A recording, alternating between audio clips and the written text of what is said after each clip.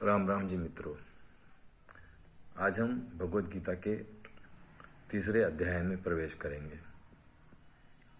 तीसरा अध्याय की जो शुरुआत है उसमें अर्जुन अपने संशय एक बार फिर से प्रकट करता है भगवान श्री कृष्ण के सामने, और इसमें वह सांख्य योग और कर्म योग की बात को भगवान श्री कृष्ण के माध्यम से जानना चाहता है। भगवान श्री कृष्ण भी अर्जुन को इसमें सांख्य और कर्म दोनों ही समझाते हैं। तो हम इसकी शुरुआत करते हैं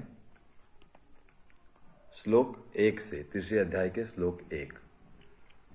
ज्यायसी येत कर्मण ते मता बुद्धि जनार्दन तत्किम कर्मणि घोरे माम नियोजयसी केशव।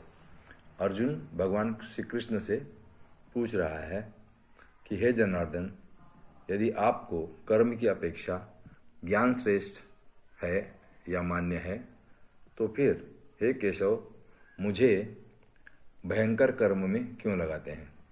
भयंकर कर्म से अर्जुन का तात्पर्य है युद्ध में। इसके बाद भगवान श्री कृष्ण अर्जुन से कहते हैं, व्यामिश्रेण इव वाक्येन बुद्धिम मोहयसी इव मे तत् एकम वद निश्चित्य येन श्रेय अहम आपनुयाम।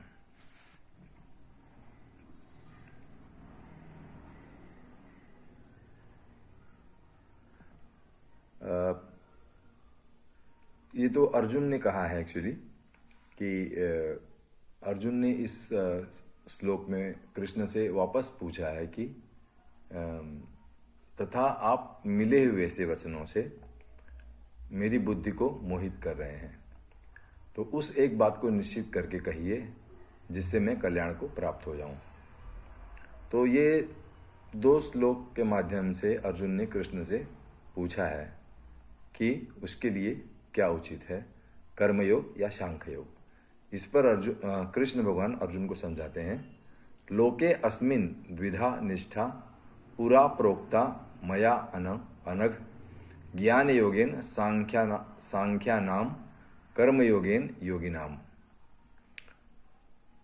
हे निष्पाप अर्जुन, लोक में दो प्रकार की निष्ठा मेरे द्वारा पहले कही गई है। उनमें से इस सांख्य योगियों की निष्ठा तो ज्ञान योग से और योगियों की निष्ठा कर्म योग से होती है। तो सांख्य योग के बारे में भगवान श्री कृष्ण ने कहा है कि उसके लिए ज्ञान योगियों की जरूरत पड़ती है, लेकिन जो कर्म की निष्ठा है उसके लिए योगियों की जरूरत पड़ती है, जो योगी हों वो।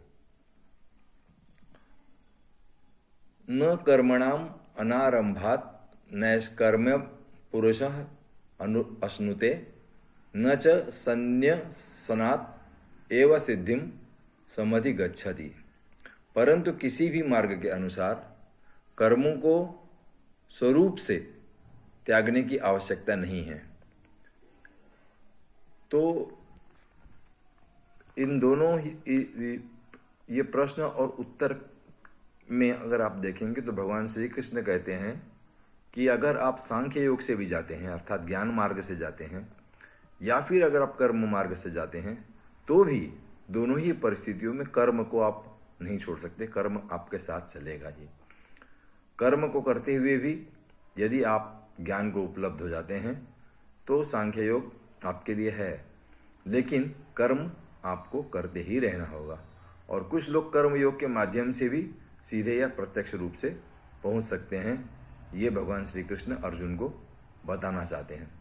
अर्जुन की जो स्थिति है वो क्योंकि युद्ध न करना पड़े इसलिए वो कहता है कि मुझे सांख्य योग के माध्यम से उपलब्ध होना है, मुक्त होना है, सहज होना है, समाधि को पाना है।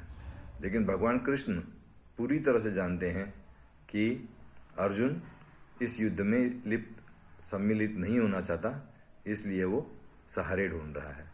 और इसीलिए भगवान श्री कृष्ण यही बताते हैं कि भाई कर्म के बिना कोई भी काम पूरा नहीं होगा। आपको कर्म तो करना ही होगा, चाहे आप कर्मयोग से जाओ चाहे सांख्य योग से जाओ। आज इतना ही, फिर अगले सेशन में। धन्यवाद, शुभ रात्रि।